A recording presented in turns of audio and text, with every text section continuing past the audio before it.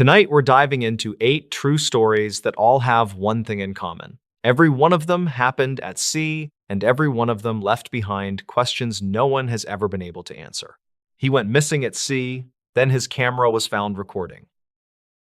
At 3:42 in the morning, a rescue pilot saw a camera light blinking inside an empty life raft.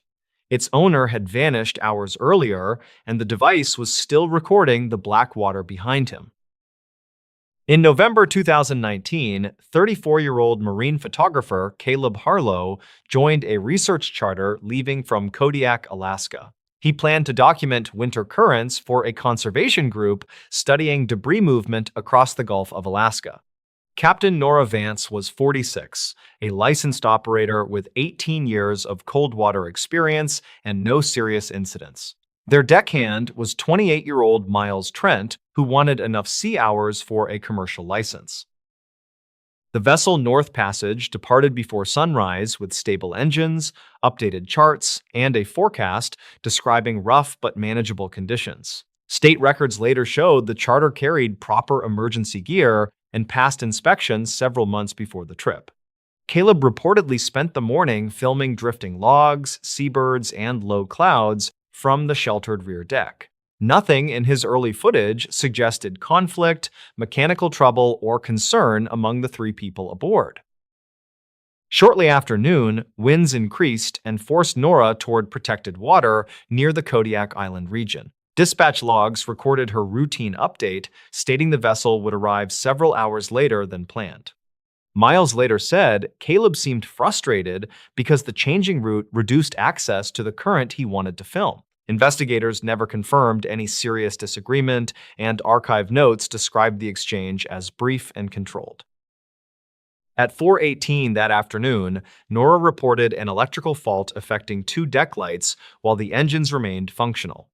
Caleb continued recording as Miles inspected wiring near a storage compartment beside the stern. The final daylight footage showed heavy spray, secured cargo, and Caleb asking whether the storm could worsen overnight. Nora answered that they would reach calmer water before midnight if the forecast remained accurate. Weather data later showed a fast pressure change developing farther south, though its exact path remained uncertain. Records conflict about when the crew received the warning because their satellite system logged several interrupted connections. Some locals claimed the region could change within minutes, but investigators never confirmed conditions exceeded the boat's limits. At 7:06, Nora reported losing one navigation display while retaining radar, compass, and engine controls. Caleb's camera captured darkness outside and brief reflections from the remaining deck light. His voice stayed steady while he described wave height and asked Miles to secure a loose equipment case.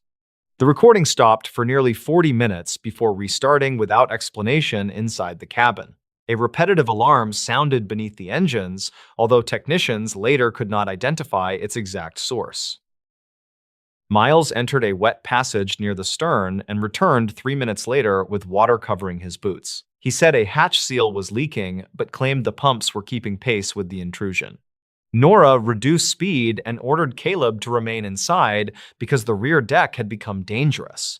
Caleb refused because he wanted exterior footage before they reached protected water. The next segment became central to the county file from 2009, used for comparison with earlier disappearances. Caleb stepped outside while clipped to a safety line attached near the cabin door.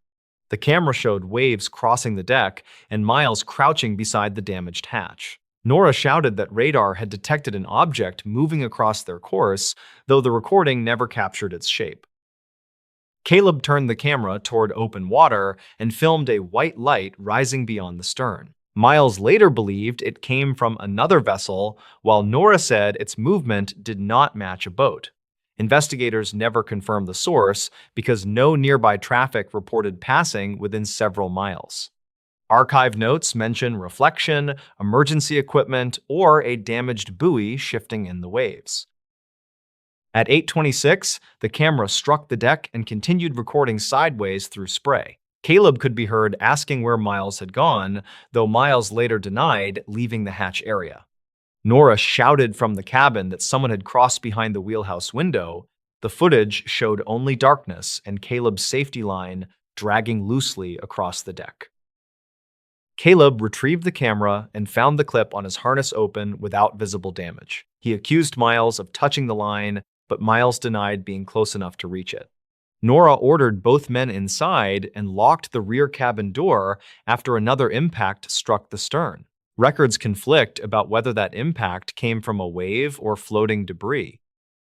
The camera captured 5 knocks against one exterior wall before the pattern resumed from the opposite side. Marine engineers later said loose cables or unsecured gear could produce similar sounds during heavy motion.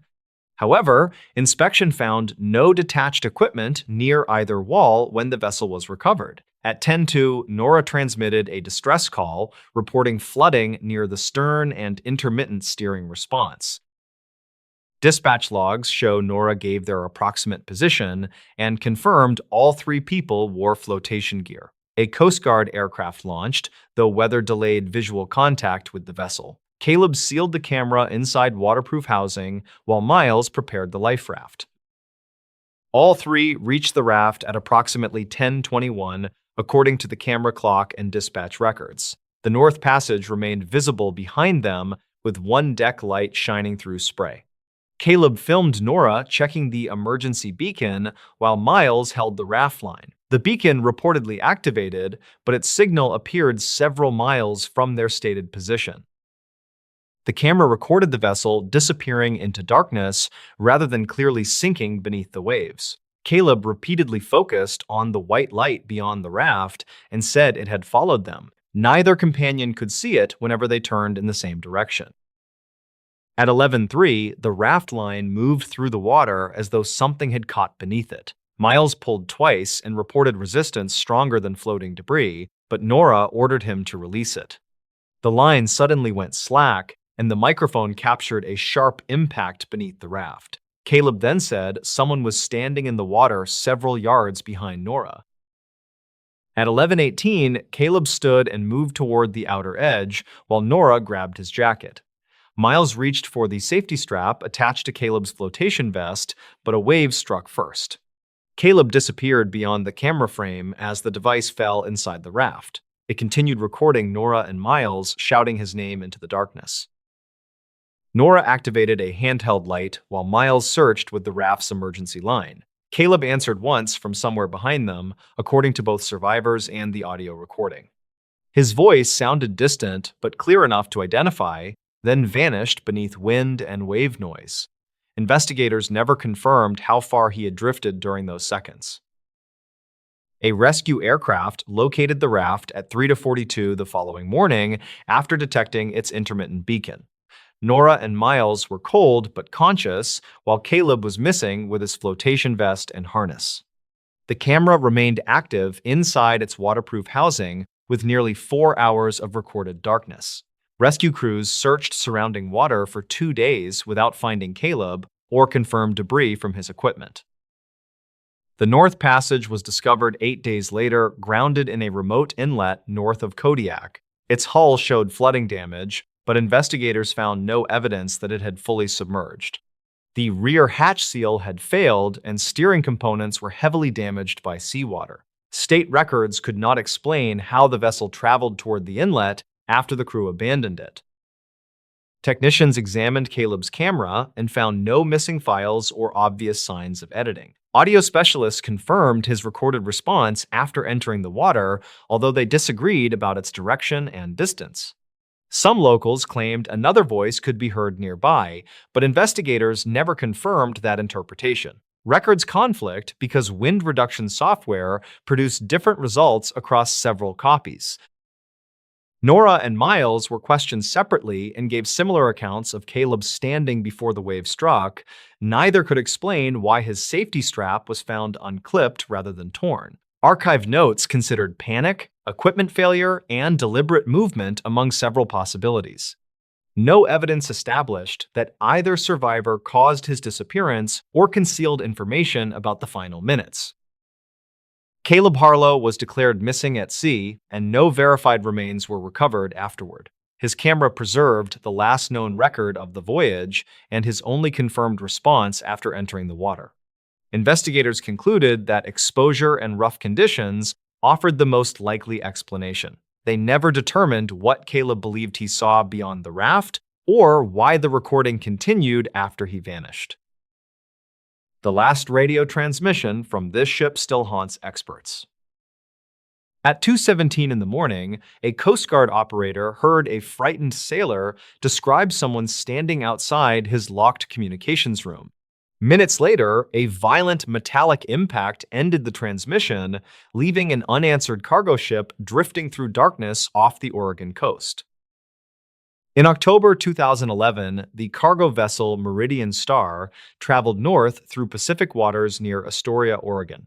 Captain Daniel Mercer was 41, while radio officer Evan Cole was 29 and completing his first year aboard commercial vessels. Their 9-person crew was transporting industrial equipment toward Washington under reportedly manageable weather conditions without documented mechanical concerns. Another vessel contacted Cole before midnight and later described his voice as calm and completely routine. At 1:48, the Meridian Star transmitted a standard position update before continuing north through moderate seas and acceptable visibility. 29 minutes later, someone aboard contacted the Coast Guard and reported several crew members missing from their assigned stations. Dispatch logs described a strained male voice breathing heavily while claiming Captain Mercer was also missing. Several interior doors had reportedly begun locking without any obvious mechanical explanation. The operator asked whether fire, flooding, or electrical failure had occurred, but the speaker denied seeing any immediate emergency. Instead, he said something was moving through lower passageways while apparently avoiding occupied sections of the vessel. Archive notes show the operator asked whether he meant another person or machinery shifting during movement. The speaker never answered directly and became silent whenever unexplained impacts could reportedly be heard behind his voice. At 2:10, the man reported repeated knocking beneath the communications room floor while he remained alone inside. Investigators determined no occupied compartment existed directly beneath that room, only reinforced spaces containing protected cable channels. Some locals claimed aging vessels frequently produce strange sounds, though investigators never confirmed any mechanical source matching the recorded rhythm. State records showed no recent structural repairs involving that section of the Meridian Star. The operator instructed the man to secure his location while rescue personnel coordinated a response from the Oregon coast. For nearly 30 seconds, the recording contained static, heavy breathing, and several impacts against metal. The man then whispered that somebody outside had spoken using Captain Mercer's voice, although Mercer had not been located. When asked whether he could see anyone, the speaker said the corridor remained hidden behind his locked door. At 2:13, the operator demanded the speaker identify himself and provide his exact position aboard the vessel. The man finally said he was Evan Cole and confirmed he had locked himself inside the communications room. Cole claimed Mercer had gone below after hearing an alarm that never appeared on the bridge monitoring system. He then described wet footprints outside his doorway, despite no reported flooding aboard the vessel. The Coast Guard operator kept Cole talking while another commercial ship approached the Meridian Star's last position. Cole suddenly asked whether the operator had transmitted another voice through his radio during their conversation. The operator denied sending anything except instructions and asked Cole to repeat exactly what he had heard. Cole replied that another voice had spoken his full name and quietly told him to open the door. At 2:15, an unidentified sound entered the recording and remained audible for 6 seconds behind Cole's breathing. Audio specialists disagreed whether it represented human speech, radio interference, or mechanical vibration traveling through the metal structure. Archive notes described 3 distinct syllables, while later reports mentioned only an irregular tonal pattern beneath static. Investigators never confirmed that any second person actually spoke during the emergency transmission. Cole then reported that the handle on his locked door had begun moving slowly downward without opening the mechanism. The operator instructed him to find another exit, but only a narrow maintenance hatch connected with nearby equipment spaces. Cole refused because he claimed something was already moving behind the wall and approaching through the structure. For 18 seconds, scraping noises remained audible while Cole stayed silent beside the radio. At 2:16, Cole stopped discussing the door and asked whether rescue crews could see the vessel's exterior lights. The operator explained that the ship remained too distant from shore for visual confirmation. Cole said every exterior light had activated simultaneously, although bridge controls reportedly showed those systems switched off. Another commercial vessel, 14 miles away, later reported seeing distant lights near the Meridian Star's recorded position. Cole's final clear transmission began when he said footsteps had stopped directly outside the communications room. He counted 7 steps quietly before reporting that whoever approached was standing motionless behind the metal door. A low impact followed, and Cole claimed someone had placed both hands against the opposite side.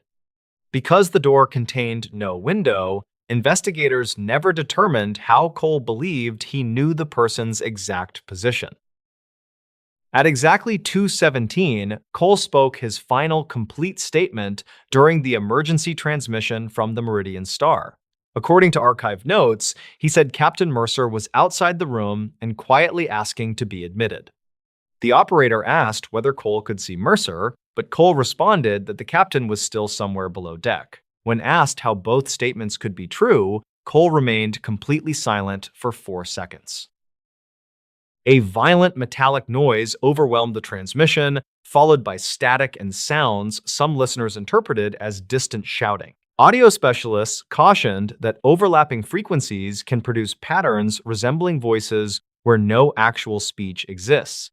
The final identifiable sound was reportedly Cole breathing once near the microphone before the transmission abruptly ended. Every attempt to contact the Meridian Star during the following hour received no response. A Coast Guard aircraft located the ship shortly after sunrise, drifting approximately 22 miles west of the Oregon coastline. Observers saw no visible fire, collision damage, or major flooding while circling the vessel under improving conditions. A boarding team found the engine running at low power while navigation systems remained operational. Nobody appeared on deck, and rescuers received no answer after repeatedly announcing their presence. Inside the bridge, investigators reportedly found charts, personal equipment, and 2 unfinished drinks beside the navigation console. Captain Mercer's jacket remained near his chair, while his handheld radio was discovered beside a stairwell leading downward. The communications room door was closed but unlocked, and Cole's headset remained connected beside active radio equipment. No blood or clear evidence of violence was reportedly found inside either location. Search teams inspected machinery spaces, cargo areas, storage compartments, and every accessible section below the main deck. 7 crew members were eventually found alive inside a secured engineering compartment near the vessel's stern. They appeared exhausted and dehydrated, but none had injuries requiring immediate emergency treatment. Every survivor claimed they had entered the compartment before midnight following an unexplained alarm. According to the survivors, Mercer and Cole remained above while the engineering crew investigated a possible electrical problem below deck. The compartment door became impossible to open, trapping 7 men without reliable radio communication throughout the night. They remembered hearing movement in nearby corridors, but assumed Mercer was attempting to reach them. None recalled hearing Cole's emergency broadcast, despite communication equipment installed elsewhere aboard the Meridian Star. Captain Mercer and Evan Cole were never found aboard the ship, and extensive searches produced no confirmed remains in surrounding waters. Investigators considered accidental falls, deliberate disappearance, mechanical confusion, and coordinated deception among several possible explanations. Yet no theory explained why 7 crew members remained trapped while 2 experienced officers vanished without documented distress signals. Investigators also never determined who activated the exterior lights reportedly observed during the emergency. The investigation never established what Cole believed was standing outside his door during the final minute of contact. Experts could explain individual details through interference, structural noise, fatigue, confusion, and psychological pressure during an uncertain maritime emergency. What remained unresolved was the missing captain, the trapped crew, and the abandoned communications room containing Cole's equipment. Mercer and Cole remained listed as missing, with no verified sightings documented afterward. They found an empty lifeboat, but the crew never existed. At dawn, rescuers found an empty lifeboat drifting near Cape Ann with warm coffee, fresh blood, and no registered vessel nearby. The deeper they searched, the stranger the records became, because every listed crew member appeared to have never existed. In March 2014, 38-year-old harbor pilot Owen Mercer was guiding commercial traffic near Gloucester, Massachusetts. His job was to coordinate safe passage through crowded coastal water while monitoring weather changes and emergency broadcasts. That morning, he wanted to clear 2 inbound freighters before fog settled across the region. He worked beside 31-year-old Coast Guard Petty Officer Lena Brooks, who was assigned to routine patrol and rescue readiness. At 5:46, dispatch logs recorded a brief distress call from a vessel identifying itself as the Greyhaven. The speaker reported engine failure, 3 injured crew members, and worsening visibility near the outer harbor. Owen immediately searched shipping data, but no vessel named Greyhaven appeared on the active traffic system. Lena requested coordinates, yet the caller repeated only that the lifeboat had already been launched. The transmission lasted 41 seconds before ending under static and a sound resembling metal striking wood. Owen believed the signal came from less than 10 miles away because its strength remained unusually clear. State records later showed no licensed ship using that name within Massachusetts waters during the previous decade. Investigators never confirmed whether the caller used a false identity or transmitted from an unregistered boat. Lena launched with 2 crew members while Owen tracked radar from the harbor station. Fog reduced visibility, but the sea remained moderate and winds stayed below emergency thresholds. At 6:18, the patrol boat located a white lifeboat drifting without lights near a channel marker. It carried no visible passengers, although 1 seat remained wet and recently compressed. Inside the lifeboat, rescuers found 4 life jackets, a handheld radio, and 2 metal cups holding warm coffee. A medical kit lay open beneath the forward bench, with several bandages missing from their wrappers. Fresh blood marked the floor beside a torn sleeve, but no footprints led across the wet interior. Reportedly, the radio battery was still warm when Lena lifted it from the bench. The lifeboat displayed the name Greyhaven across its stern in faded blue paint. Its hull number matched no federal registration, manufacturer record, or insurance database reviewed that morning. Archive notes describe the boat as professionally built and recently maintained, despite surface wear suggesting decades of use. Records conflict about whether the name had been painted once or covered an older marking beneath it. Lena ordered the lifeboat towed toward Gloucester while patrol crews searched surrounding water for survivors. Helicopters found no debris, fuel sheen, or emergency beacon within 30 miles.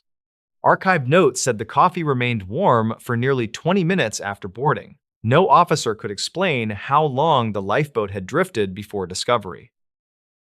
At the station, technicians examined the blood and found it came from at least 2 adult males. Neither profile matched federal databases, missing person records, or known maritime workers from the region. The torn sleeve carried salt, engine grease, and fibers used in older commercial uniforms. State records linked that fabric blend to clothing produced mainly before the late 1980s. The handheld radio contained 6 saved channels and 1 damaged voice recording from the earlier transmission. Audio analysts identified 3 male voices, including the caller and 2 men speaking farther from the microphone. One voice repeatedly asked whether Gloucester had answered, while another said the captain had gone below. Investigators never confirmed any speaker's identity, and no relatives later recognized the voices. The search expanded after Lena found a laminated crew list sealed inside the medical kit. It named Captain Elias Ward, Engineer Thomas Pike, Deckhand Samuel Rourke, and radio operator Peter Vale. Each entry included a birth date, emergency contact, and employee number formatted like legitimate maritime paperwork. Yet, every address led to vacant property, demolished buildings, or locations that never existed. Owen compared the names against tax files, union rolls, and archived shipping records. None of the four men appeared in any reliable database, despite listed careers spanning more than 20 years. The employee numbers belonged to unrelated workers in different states. Some locals claimed the names resembled sailors lost in older wrecks, but investigators never confirmed those connections. A county file from 2009 contained one unusual reference to a vessel called Grey Haven. The report described an abandoned storage locker near Rockport containing charts, rusted tools, and photographs of an unidentified crew. Officers closed the case after finding no stolen property or evidence of a crime. The photographs later disappeared from evidence during a records transfer, according to archive notes. Lena reviewed the locker report and found one photograph description mentioning four men beside a white lifeboat. The listed names matched 3 entries from the recovered crew sheet, but the report omitted Peter Vale. Investigators searched the original property location and learned the warehouse had been demolished 3 years earlier. No surviving witness remembered who rented the locker or who delivered its contents. Meanwhile, technicians removed paint from the lifeboat and uncovered another name beneath Greyhaven. The older lettering appeared to read MrBallen, although corrosion had erased several characters near the stern. Federal archives listed a fishing vessel named MrBallen lost near Nova Scotia in 1987. Its crew numbered 5, and every body was recovered except the radio operator. Records conflict about whether the recovered lifeboat could have belonged to that vessel. Measurements differed by several inches, and construction details matched boats produced both before and after the sinking. The MrBallen's surviving paperwork stated all lifeboats went down with the hull during severe weather. Investigators never confirmed whether one boat separated earlier or was replaced without documentation. On the third night, the station radio received another transmission from the same damaged frequency. A male voice asked whether the lifeboat had reached Gloucester and whether Captain Ward was alive. Owen answered while Lena recorded the exchange from a second console. The caller ignored every identification request and said the Greyhaven could not remain afloat much longer. Dispatch logs show Owen asked for coordinates 7 times before the speaker finally provided a position. The location fell inside a shallow area surveyed repeatedly by fishing boats and Coast Guard aircraft. Lena's patrol reached the coordinates within 40 minutes and found calm water with no wreckage. Sonar detected no hull, debris, or unusual structure across the surrounding seabed. The final transmission arrived while the patrol boat remained over that empty position. The caller said 4 men had entered the lifeboat and 1 had stayed aboard the Greyhaven. He then asked why only the boat had been found when the crew had followed the emergency light. A second voice interrupted and stated that Gloucester had never been their destination. The signal ended with the same metallic impact heard during the original distress call. Audio specialists later found both impacts nearly identical in timing, pitch, and background noise. Some analysts believed the second transmission replayed material from the first under severe distortion. Others noted several statements had never appeared in the initial recording. Authorities stored the lifeboat inside a secured facility while the investigation continued for 11 months. During that period, no missing vessel matched its dimensions, equipment, blood evidence, or recovered documents. The cups, uniforms, and medical supplies all came from different production years spanning nearly 3 decades. Investigators never established whether someone assembled the scene deliberately or whether records were incomplete. In January 2015, a storm damaged the storage facility and flooded the section containing the lifeboat. Workers later found the building locked, the security seals intact, and the assigned floor space empty. Camera footage failed during the storm, though other stored evidence remained undisturbed. The Greyhaven lifeboat was never recovered, and no official transfer order appeared afterward. Owen retired several years later, while Lena continued working rescue patrols along the Massachusetts coast. Neither reported another direct contact with the Greyhaven or any person listed on its crew sheet. The case remained open because the blood proved real, the transmissions were authenticated, and the boat had physically existed. What investigators never confirmed was where it came from, who occupied it, or why official records contained no crew at all. The diver saw something below him. Then, the video cut off. At 6:14 in the evening, a dive camera showed a dark shape rising beneath a man suspended over deep water. His partner heard one sharp breath through the radio, then the video froze while the descent line continued moving.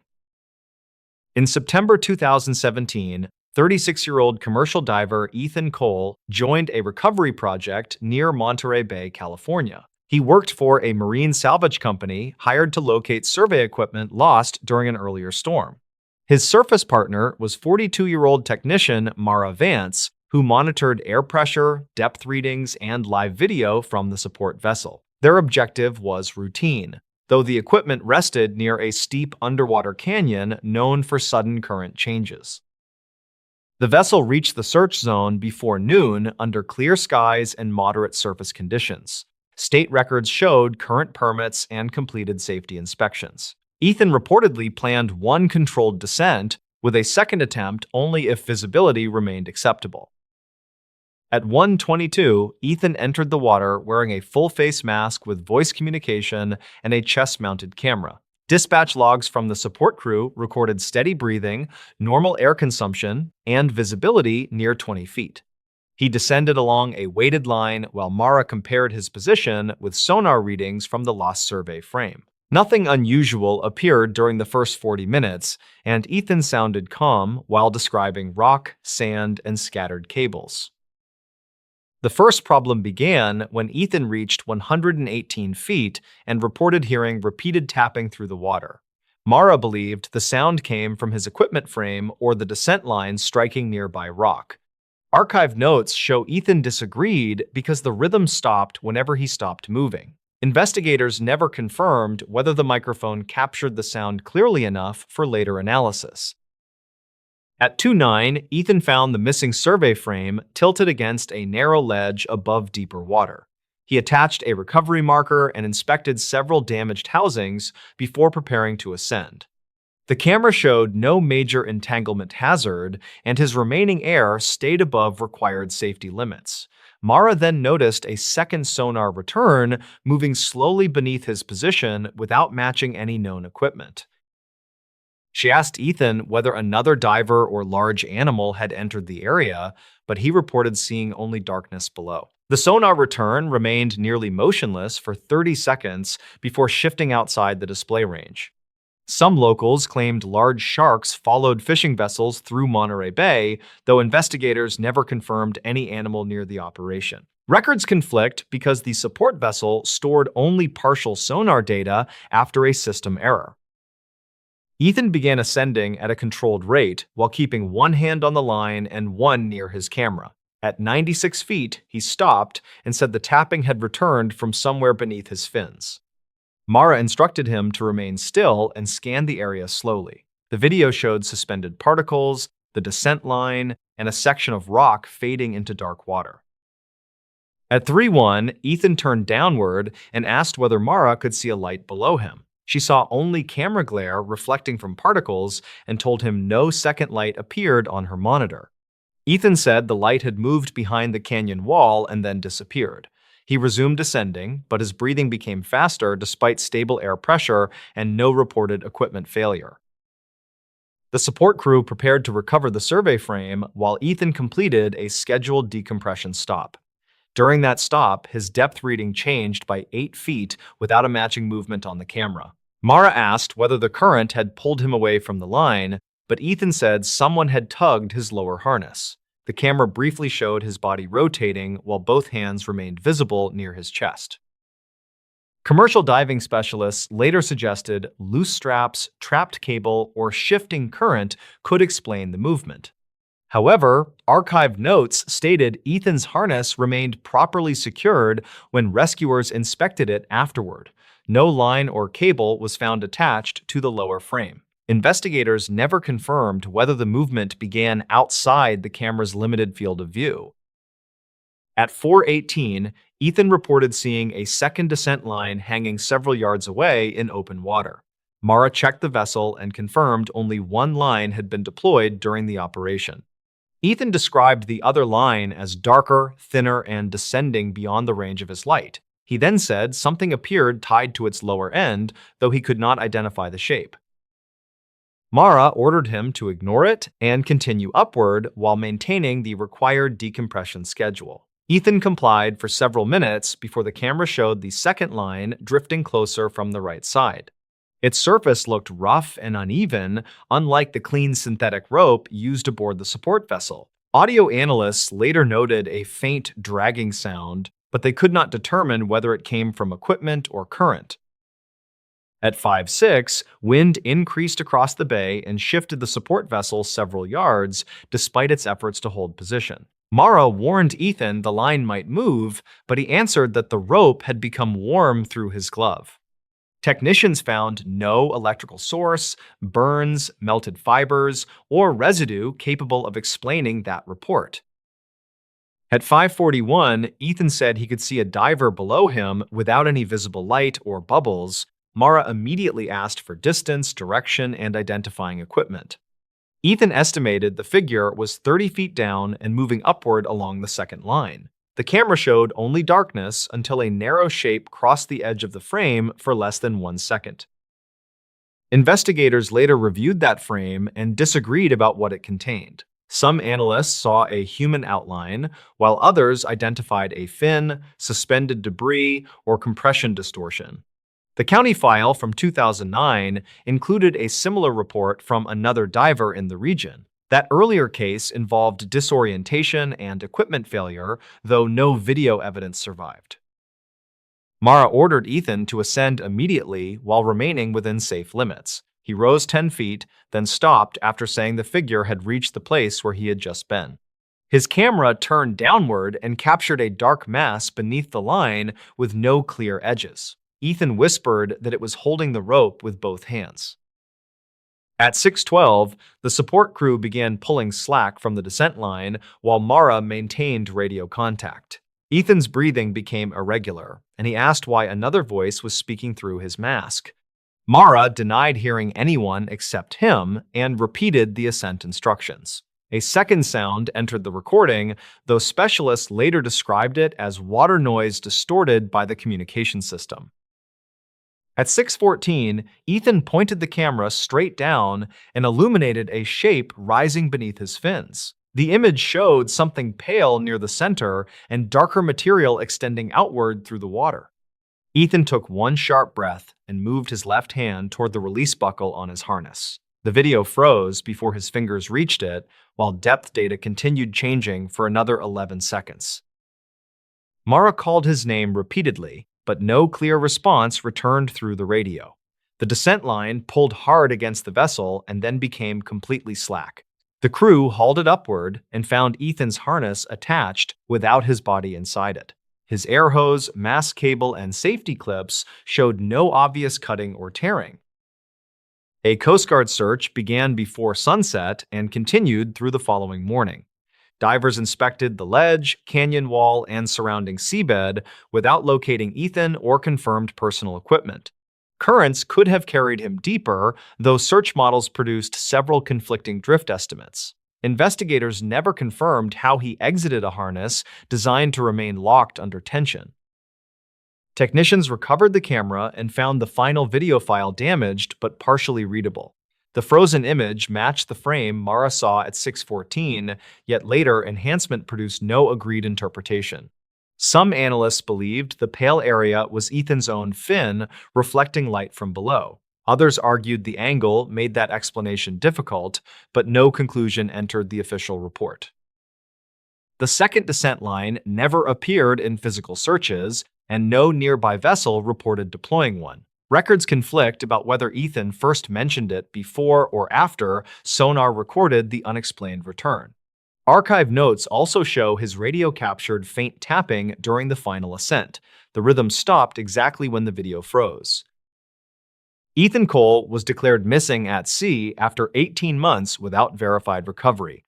The official finding listed accidental separation from equipment as the most likely cause. Mara continued working marine operations but never returned to that section of Monterey Bay. Investigators never confirmed what rose beneath Ethan, why his harness remained intact, or why the camera stopped at the same moment. The Coast Guard responded to a distress call from a ship that sank years ago. At 4:12 before dawn, a Coast Guard operator received a distress call from a freighter officially lost 17 years earlier. The caller gave a valid emergency code, described flooding below deck, and asked why rescue lights were already approaching. In February 2020, 43-year-old watch supervisor Daniel Price worked the overnight communications desk near Cape Hatteras, North Carolina. His job was coordinating maritime emergencies across dangerous Atlantic routes while severe winter weather moved toward the coastline.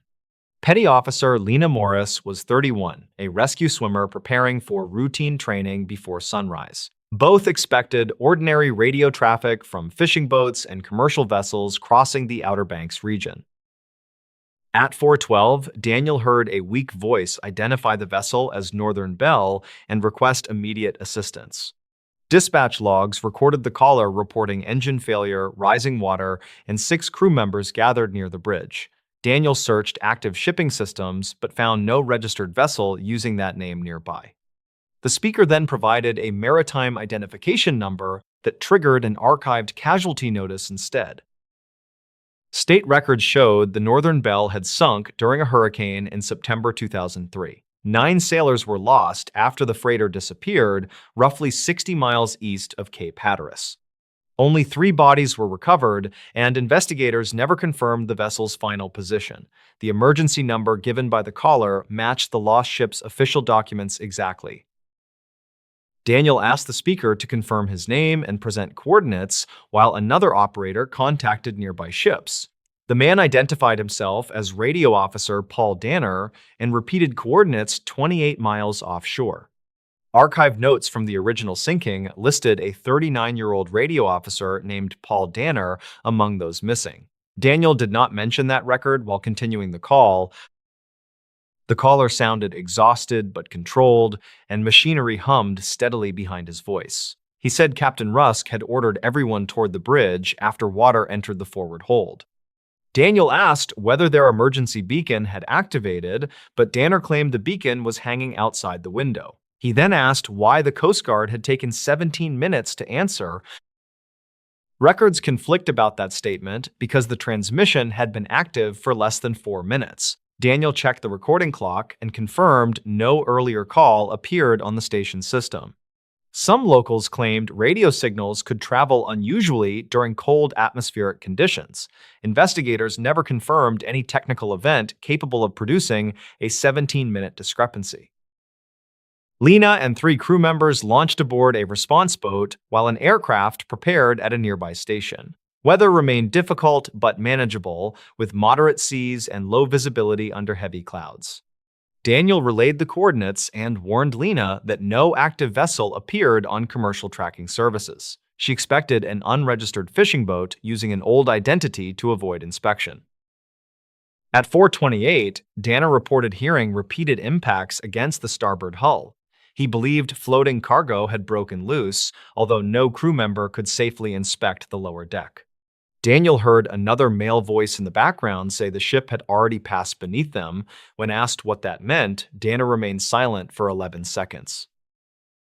At 4:34, the caller said exterior lights were visible through the fog roughly 2 miles away. Daniel answered that rescue units remained farther than 12 miles from the coordinates. Danner insisted the lights were moving in a straight line toward the Northern Belle without showing navigation colors. He then asked whether the approaching vessel had called itself Meridian. At 4:41, Lena's boat entered thicker fog while approaching the reported location. Radar showed one weak return ahead, although it disappeared whenever the vessel changed course. Lena reportedly saw a white light near the waterline before it vanished behind spray. Her crew found no ship when they reached the exact coordinates. Daniel informed Danner that rescuers were nearby and asked him to fire a signal flare. Danner answered that their flares had been used during the first storm. He said Captain Rusk was standing outside the radio room despite going below deck minutes earlier. Daniel asked whether the captain had returned, but Danner said the man outside was not wet. The transmission weakened as Danner moved away from the microphone and locked an interior door. He reported hearing 6 crew members calling from the bridge while 6 others stood in the passage. The original Northern Belle carried 9 people, according to state records and insurance documents. Daniel asked how many men were truly aboard, but Danner whispered that the count kept changing. At 4:47, Lena's radar displayed a large target less than half a mile to the east. Her crew altered course and briefly saw a dark hull through the fog. The shape appeared high enough to resemble a commercial freighter, yet no deck lights remained visible. Seconds later, the radar return vanished without showing movement away from them. Danner returned to the radio and said water had stopped rising inside the ship. His relief ended when he reported the ocean outside appeared level with the bridge windows. The Northern Belle's bridge had stood more than 30 feet above the normal waterline. Daniel instructed him to move on to the roof, but Danner said there was no roof above them anymore. Danner then gave Daniel the names of 3 injured sailors and requested medical instructions. Each name appeared in the original casualty report from 2003. One sailor had suffered a broken leg during the sinking, according to testimony from a nearby vessel. That injury was never publicly described in early news coverage.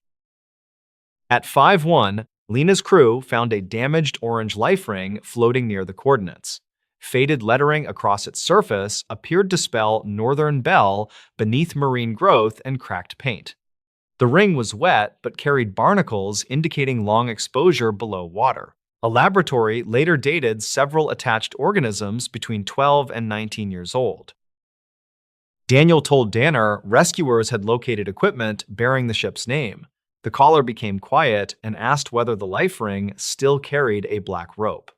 Lena confirmed a black rope remained attached, although Daniel had not mentioned that detail. Danner said the rope had been cut after a sailor became trapped during the original storm. At 5:06, the background machinery suddenly stopped and the transmission became unnaturally clear. Danner said everyone outside the radio room had fallen silent at the same moment. He then described a rescue boat passing directly above the bridge without seeing them below. Lena was crossing the reported coordinates when that statement reached the station.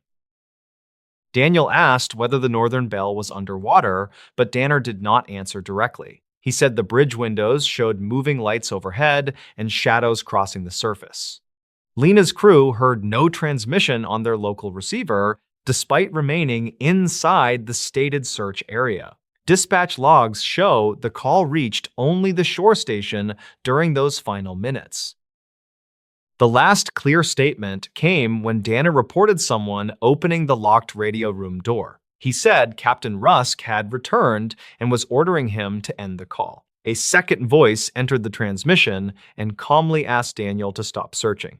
The line ended with rushing water and a single impact against the microphone. Search crews remained in the area until afternoon and recovered only the life ring. Sonar found no wreck at the reported coordinates, although the seabed dropped sharply toward deeper water nearby. The Northern Belle was not located during later expeditions. Investigators never confirmed where the life ring had surfaced or who transmitted the distress call. Audio specialists examined the recording and found no evidence of editing within the received signal. The background contained engine frequencies consistent with older diesel equipment and several sounds resembling water inside metal compartments. Some analysts believed a deliberate hoax remained possible using historical documents and staged audio. Others noted the caller revealed details absent from accessible public records. Daniel continued working maritime communications, while Lena transferred to another coastal station several years later. Neither received another transmission identifying itself as the Northern Belle. The recovered life ring entered evidence before disappearing during a storage relocation, according to archive notes. The case remained unresolved because the ship was gone, the crew was dead, and the caller knew information investigators never explained. This lighthouse keeper vanished. but the light never stopped working. At dawn, the keeper was gone, yet the lens still turned above the black water. No boat had left the island overnight. The final log entry contained only 6 words, written in a hand nobody could identify. The disappearance occurred in late October 2009 at a lighthouse off the northern coast of Maine. Daniel Mercer, age 46, worked as the station's contracted keeper before full automation. He had returned for one last inspection season, hoping to complete maintenance reports before winter closed the harbor. His wife told investigators that Daniel disliked isolation, but he needed the contract money after losing a marine repair job. The second person connected to the case was Lena Ortiz, age 31, a coastal engineer assigned to review structural damage. She arrived on the island 3 days before Daniel vanished. Lena later said the station felt ordinary, although she noticed several doors standing open after she remembered locking them. Investigators never confirmed whether those doors had faulty latches, and maintenance records conflict on their condition. The lighthouse stood on a narrow granite island several miles from Rockland, surrounded by currents known for sudden directional changes. Supply crews visited twice weekly, bringing fuel, food, mail, and replacement parts for the aging machinery. State records describe the station as partially automated, though manual checks were still required every evening. According to archive notes, the rotating lens could operate for 18 hours without supervision if its backup system remained charged. On the evening before the disappearance, Daniel radioed the mainland shortly after 7 and reported worsening visibility near the Eastern Channel. Dispatch logs show that his message was clear, calm, and limited to routine conditions. He mentioned that Lena had finished measurements and planned to leave with the morning supply boat. There was no request for assistance, and no unusual background noise was recorded by the harbor operator. Lena said she retired to a bunk room shortly before 10, while Daniel remained below the lantern room completing paperwork. She reportedly heard metal scraping above her around midnight, followed by 3 impacts against the outer wall. Daniel had warned her that loose storm shutters sometimes struck the masonry during strong winds. Weather data later showed moderate gusts, but not the severe conditions expected that night.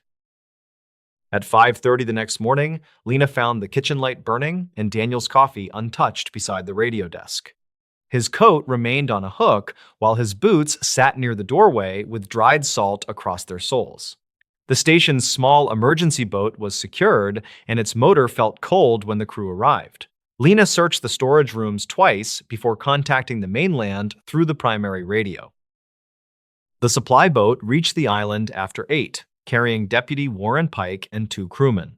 Pike, age 54, had served as a Marine patrol officer before joining the county sheriff's department. He came because the harbor master considered the disappearance an accident until the locked service hatch was discovered. That hatch opened onto a narrow platform directly beneath the rotating light. Daniel's keys were found inside the control room, resting beside a clipboard and an unfinished inspection form. The form listed normal fuel pressure, stable voltage, and no visible damage to the lens assembly. A final line read, "Secondary vibration returned," although earlier reports contained no matching reference. Pike photographed the page, but the original later disappeared from the county evidence envelope. A county file from 2009 states that the service hatch showed no forced entry or broken hardware. Lena insisted Daniel had complained about the hatch sticking during damp weather, requiring pressure from both shoulders. The supply crew opened it easily after Pike removed the interior latch with a screwdriver. Records conflict over whether the latch was engaged before that removal, creating uncertainty about Daniel's possible route outside. Search teams examined the rocks, tide pools, and neighboring islands, finding no clothing or personal equipment. A Coast Guard helicopter followed the current southward, while local boats checked coves along the mainland. Daniel's wallet and identification remained beneath his bunk, along with $240 in cash. His glasses were found folded inside the kitchen, although his wife said he couldn't safely navigate stairs without them. The light continued rotating during the search, maintaining its timed pattern despite Daniel's missing inspection and reset procedure. Lena believed the backup controller had activated, which would explain several hours of normal operation. However, the system remained stable for nearly 4 days, longer than archive notes suggested was possible. A technician later found an auxiliary battery connected through wiring not shown on the station's approved diagrams. That battery appeared recently installed, with clean terminals and fresh tool marks around the mounting bracket. No purchase order existed in state records, and Daniel had not mentioned replacing electrical components.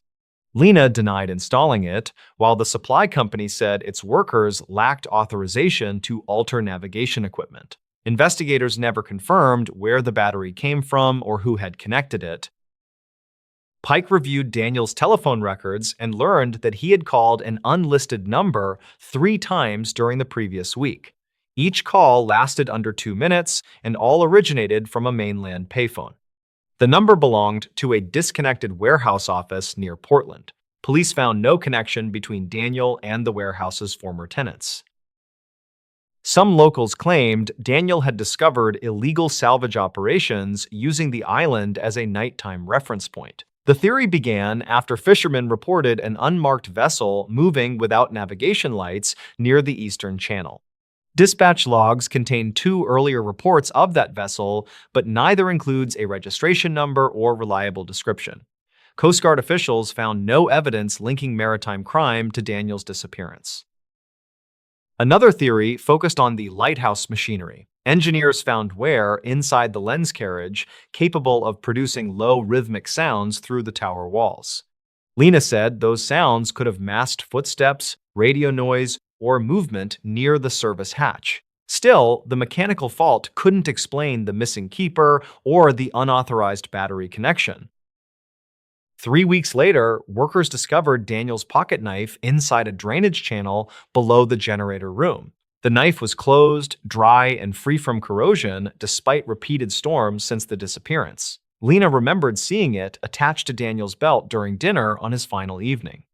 Pike believed someone had moved it, although laboratory testing recovered no usable fingerprints or biological material.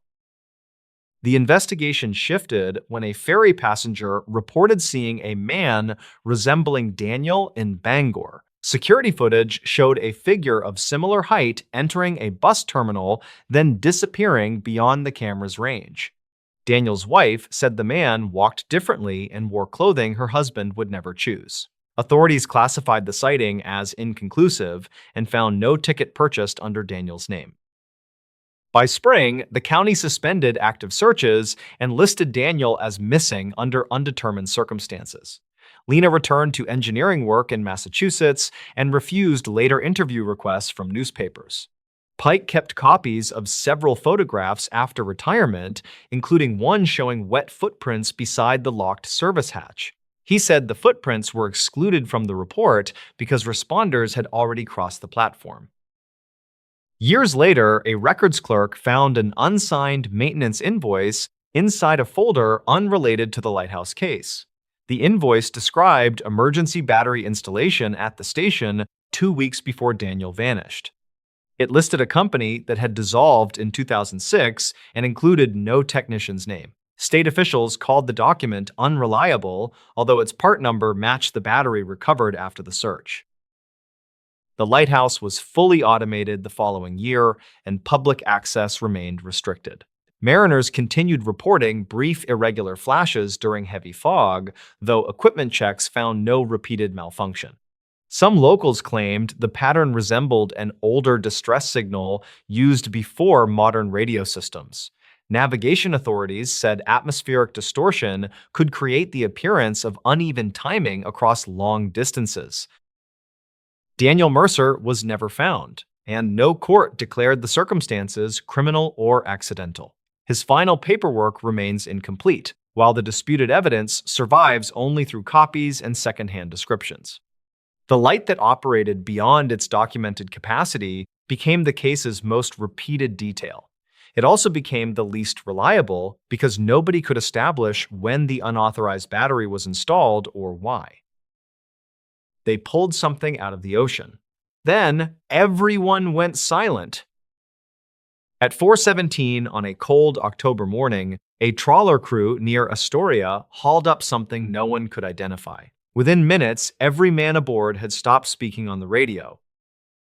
The vessel was the MrBallen, a 42-foot commercial trawler working 20 miles west of the Oregon coast. Its captain, 58-year-old Daniel Mercer, had fished those waters for 3 decades and reportedly avoided unnecessary radio traffic. His deckhand, 26-year-old Luis Ortega, was saving money for welding school and had joined the trip for seasonal work. A third man, 41-year-old marine surveyor Aaron Pike, had boarded to inspect damage claims involving lost crab gear. According to dispatch logs, the MrBallen reported a fouled net shortly after 4 in the morning. Mercer said the winch slowed sharply, then began pulling at an angle that threatened to roll the boat. Ortega cut several lines while Pike watched the tension gauge and recorded the readings in a field notebook. The load broke free after 9 minutes, though records conflict about whether the crew first believed it was machinery. What surfaced was described as a dark, cylindrical frame wrapped in netting, rope, and strips of pale material. Ortega later said it looked industrial, but Pike reportedly compared its shape to a damaged pressure housing.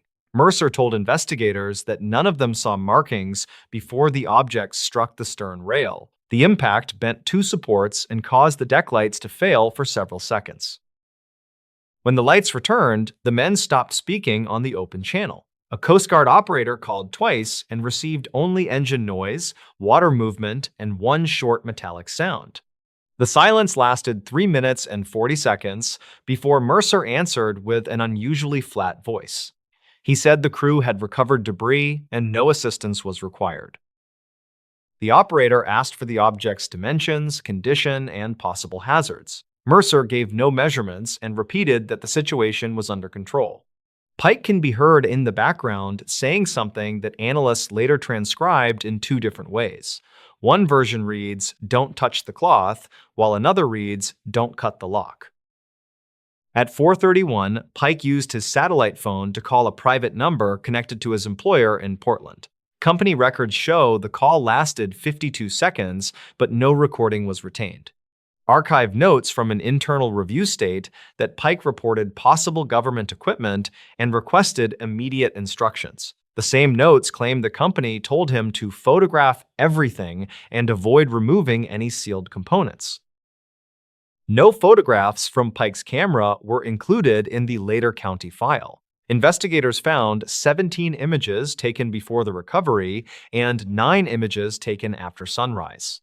The missing interval covered 26 minutes, including the period when the object remained on deck.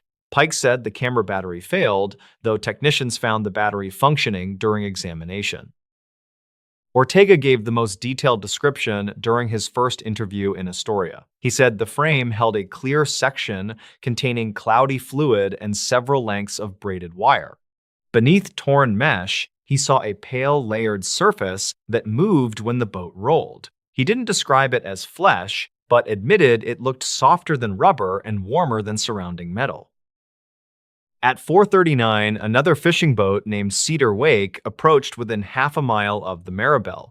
Its captain, Sarah Holt, told authorities she saw all 3 men standing motionless near the stern.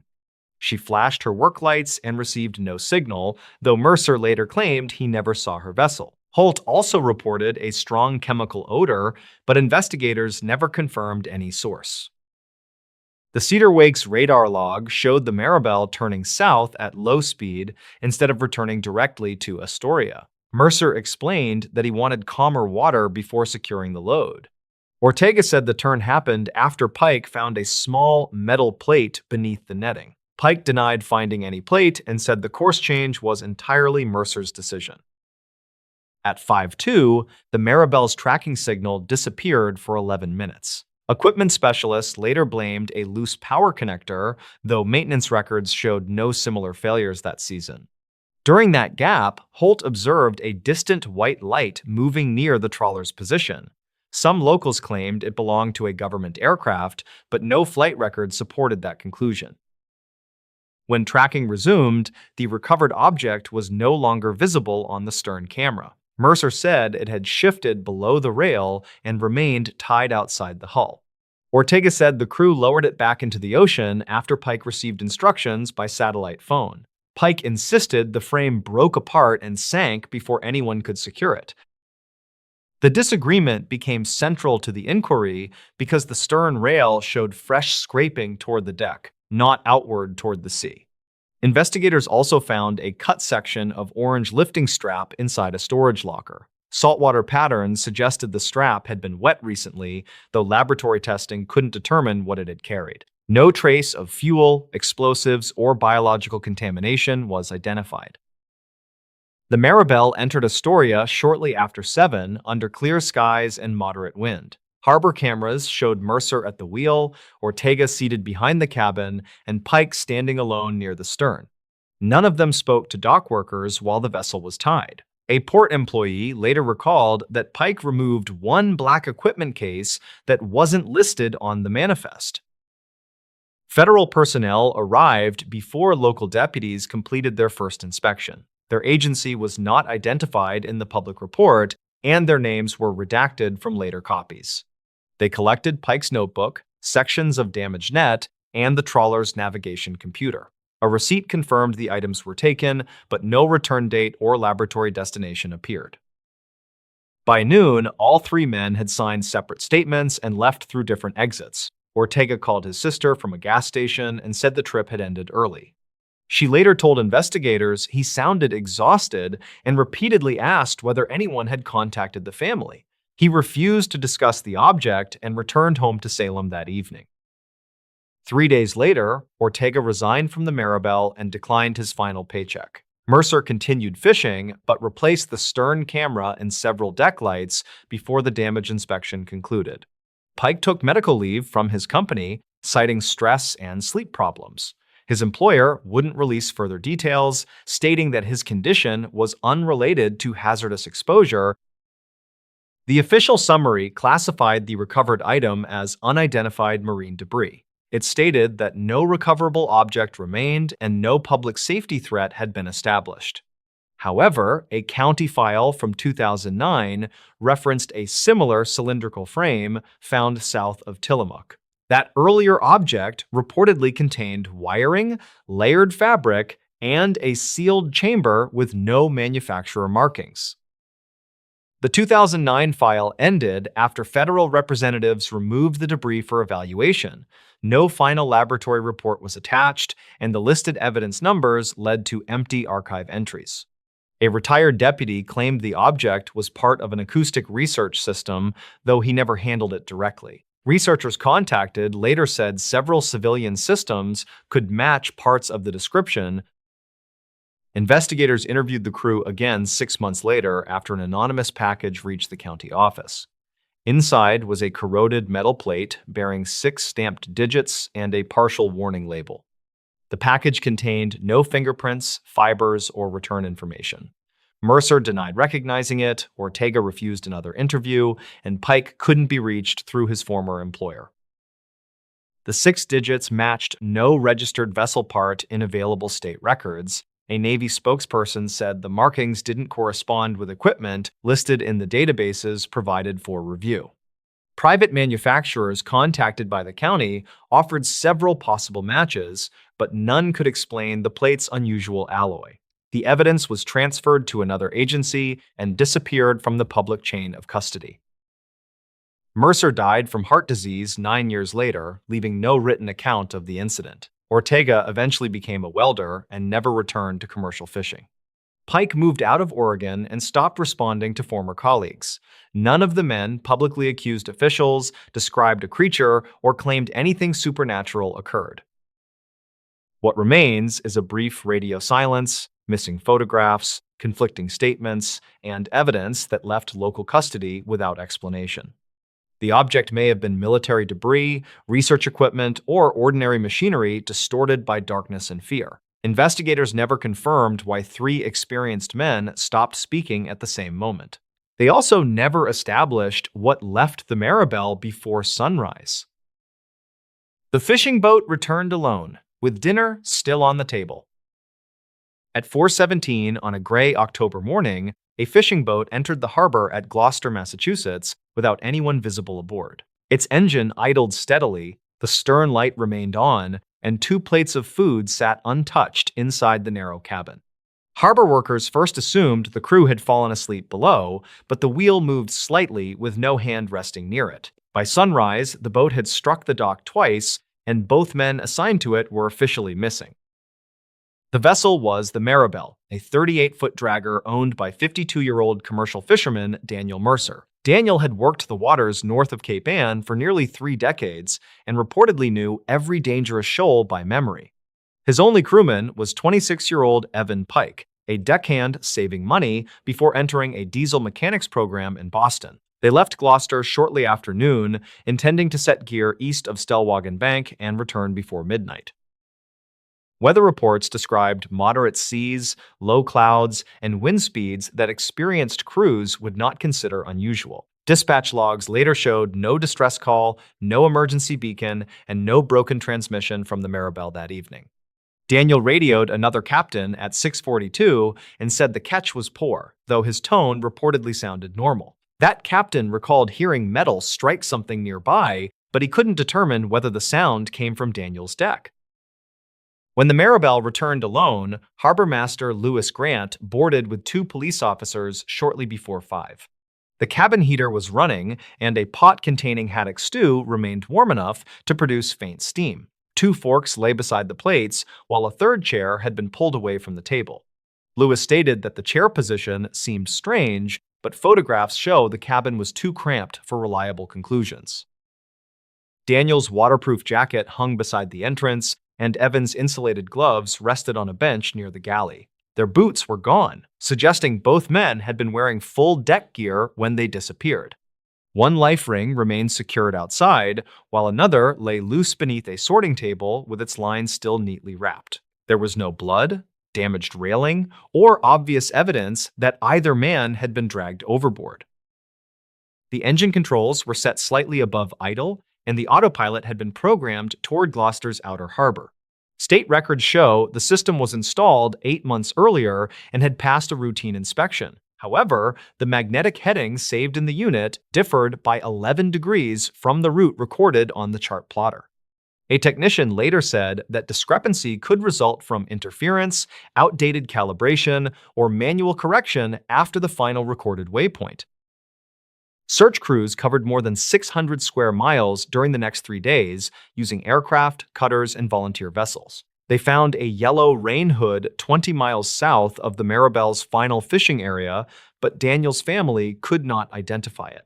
Sonar teams marked several underwater contacts, though each proved to be old gear or natural rock formations. No bodies, survival suits, or personal flotation devices were recovered during the official search. The first troubling discovery came from the vessel's stern camera, which recorded brief, low-quality clips whenever motion activated the sensor. At 7:13, Evan walked across the deck carrying a bucket and disappeared beyond the port side of the frame. 11 minutes later, Daniel emerged from the cabin and appeared to speak towards someone near the stern. The recording contained no sound, and the angle did not show whether Evan had returned. The final usable clip began at 7:46 and lasted 19 seconds before the camera stopped recording permanently. Daniel moved quickly toward the port rail, then turned as though responding to something outside the frame. He removed one glove and placed it on the table, but that glove was not found aboard later. The clip ended when the image shook sharply, followed by a blurred view of the cabin wall. Investigators initially considered a double man-overboard accident, possibly caused by fouled gear pulling Evan into the sea. Under that theory, Daniel entered the water during a rescue attempt and left the vessel moving slowly under autopilot. Yet, the nets were secured, the winch controls showed no recent overload, and no line appeared cut or violently strained. The captain who inspected the gear said it looked arranged for travel rather than active hauling. A second theory involved a collision with a submerged object that caused one man to fall and the other to follow. Divers examined the hull and found several fresh scratches along the port quarter, though none penetrated the fiberglass.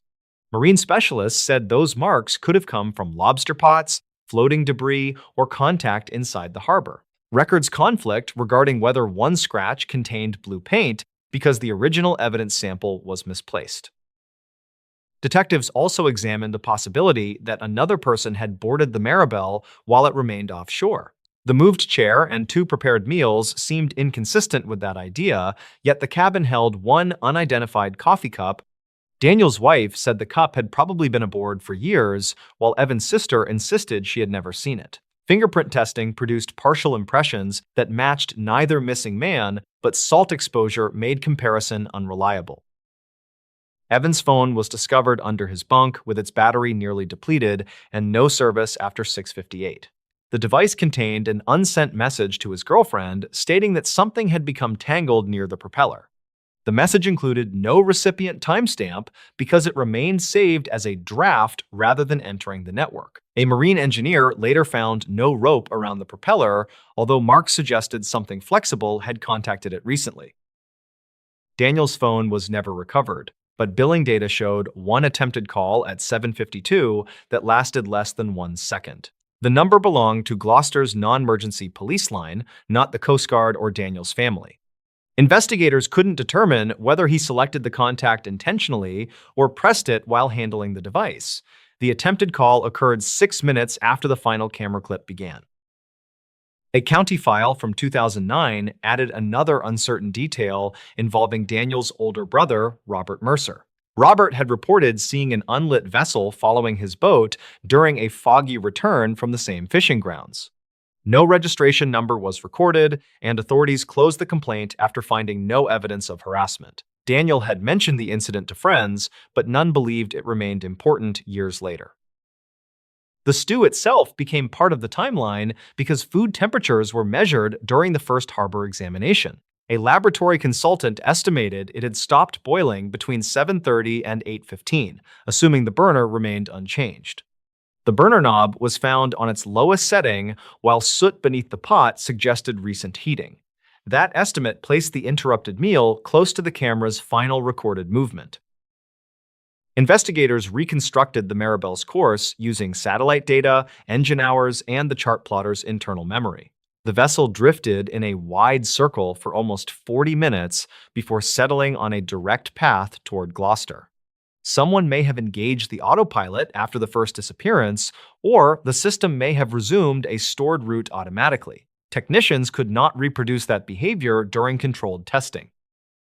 The Coast Guard closed its active search after 72 hours, though local crews continued checking gear and beaches for several weeks. Winter storms later damaged possible evidence sites and carried debris across the Massachusetts shoreline. Evan's family requested a renewed search the following spring, but authorities said available coordinates were too broad. Daniel and Evan were eventually declared dead without a confirmed cause. The new owner later reported that the autopilot occasionally activated after electrical power was restored, even when no route had been selected. A manufacturer examined the unit and found corrosion inside a control connector, which could create false input signals. That defect offered a reasonable explanation for the boat's return, but not for the missing crew. It also did not explain the attempted police call or the warm dinner. The official file remains open, though recent reviews have produced no new physical evidence or reliable testimony. The last photographs show two plates fixed in place by rubber mats with spoons resting beside cooling stew.